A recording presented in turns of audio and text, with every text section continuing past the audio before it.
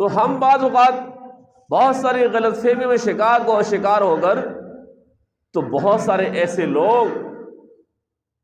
ہم خود براہ راست اس گداگری کی، اس بھکاری پن کی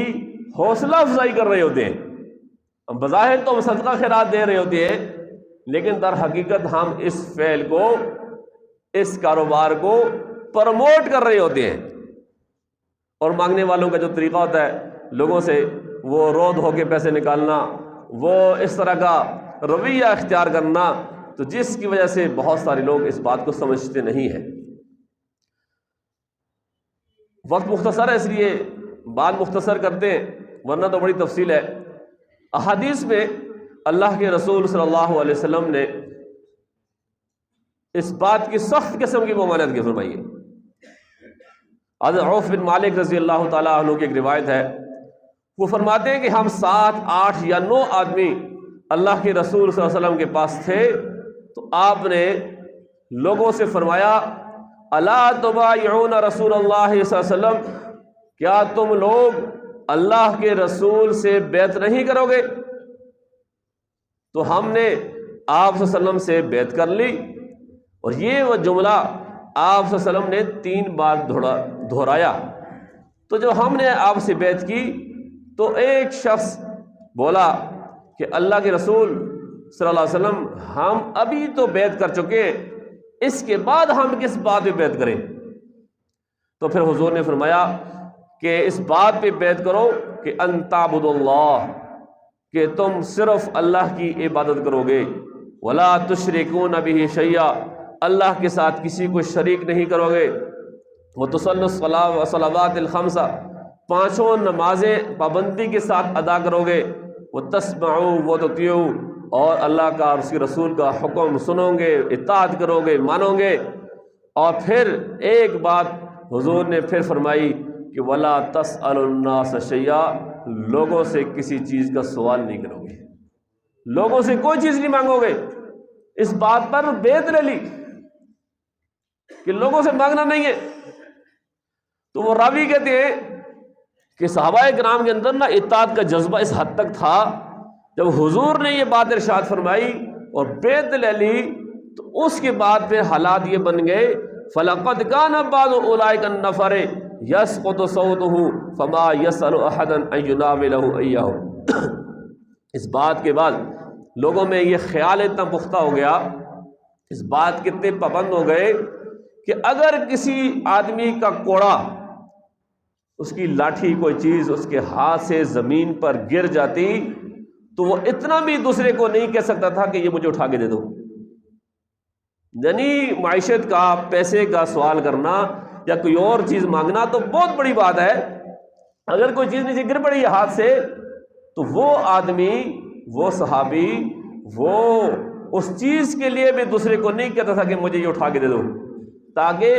سوال والی بات کہیں میری زبان پر نہ آ جائے۔ اس حد تک تھا۔ اور آج ہم اپنا رویہ دیکھیں، اپنے حالات دیکھیں تو ہمارے حالات کیسے ہیں۔ جو آدمی فقر و فاقہ، غربت یا حالات کی مجبوری کے باوجود مانگتا نہیں ہے بلکہ صبر کرتا ہے، تو حضور نے فرمایا کہ ما یکون عندی من خیر فلن ادخرہ عنکم، فرمایا کہ جو بھی میرے پاس کوئی چیز مال آتا ہے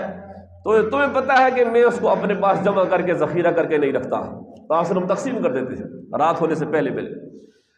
پھر فرمایا کہ ومن یستعفف یعف اللہ، جو یعف اللہ، جو آدمی دنیا میں سوال کرنے سے بچے گا تو اللہ تعالیٰ بھی اس سے بچائے گا۔ جو آدمی سوال کرنے سے بچے گا، لوگوں سے مانگے گا نہیں۔ اور فرمایا کہ ومن یستغنی یغنہ اللہ، جو آدمی بے پرواہی اختیار کرے گا، مستغنی ہوگا، تو اللہ تعالیٰ اسے بھی اس کی کوشش کی وجہ سے لوگوں سے بے پرواہ کر دے گا۔ ومن یتصبر یصبرہ اللہ، جو آدمی صبر کرے گا اللہ تعالیٰ اسے صبر عطا فرمائے گا۔ وما اوتی احد عطاء خیرا واوسع من الصبر فرمایا کہ جس آدمی کو بھی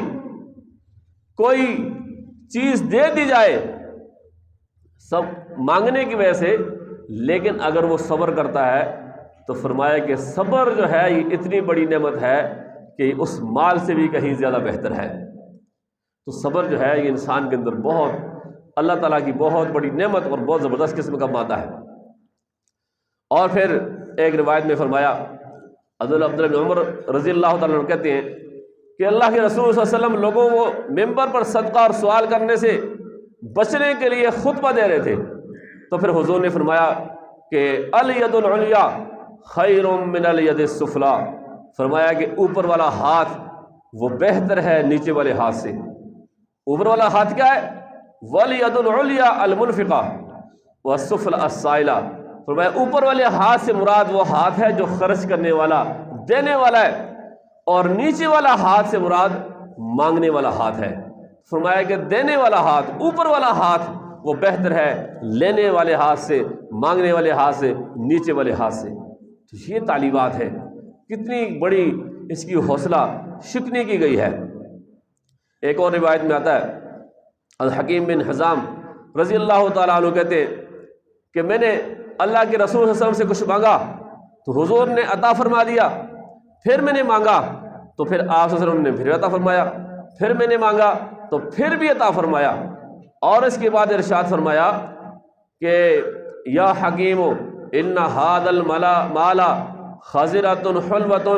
فرمایا کہ اے حکیم، یہ ان کا نام تھا، یہ دولت بڑی سرسبز اور بہت ہی شیریں ہے، یہ مال و دولت بہت پیارا بہت میٹھا ہے۔ فمن اخذہ بسخاوت نفس بورک لہ فیہ،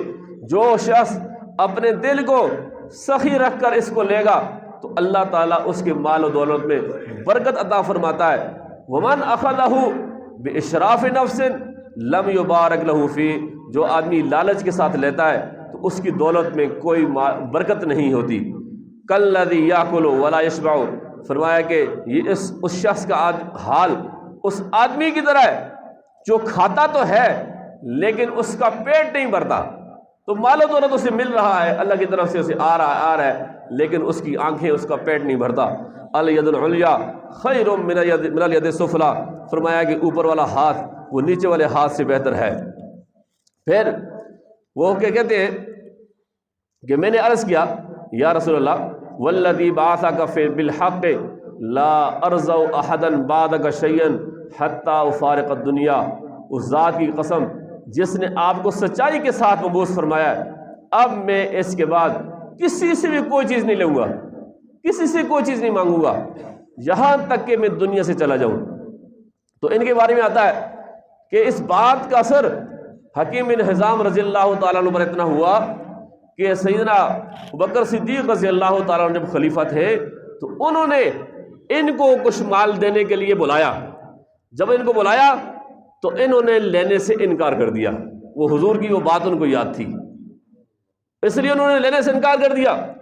پھر حضرت عمر رضی اللہ تعالیٰ عنہ کا جب دور آیا تو انہوں نے بھی ان کا حصہ دینے کے لیے ان کو بلایا تو انہوں نے لینے سے انکار کر دیا۔ پھر حضرت عمر نے فرمایا کہ اے مسلمانوں کی جماعت، میں تمہیں گواہ بنا کر یہ بات کہتا ہوں کہ میں نے حکیم بن حزام کو اس کو حق دینے کے لیے اس کو بلانا چاہا، اس کو بلایا، لیکن یہ ہے کہ اس نے لینے سے انکار کر دیا۔ یہ گواہ اس نے بنایا کہ کل قیامت کے دن کہیں ایسا نہ ہو حکیم بن حزام مجھے پکڑے، تو اس لیے لوگوں کو فرمایا کہ تم گواہ رہنا، میں اس کا حق اسے دینا چاہتا تھا لیکن اس نے خود ہی لینے سے انکار کیا۔ اور پھر یہاں تک ہوا کہ اگر کہیں سے مال غنیمت کوئی مال فے بھی آ گیا تو وہ بھی ان کو اگر دینے کی کوشش کرتے تھے خلفاء تو وہ اس کو لینے سے انکار کر دیتے تھے، یہاں تک کہ ان کی وفات ہو گئی، کیونکہ انہوں نے حضور سے وعدہ کیا تھا، فرمایا تھا کہ میں آج کے بعد کسی سے کوئی چیز نہیں لوں گا یہاں کہ میں دنیا سے چلا جاؤں۔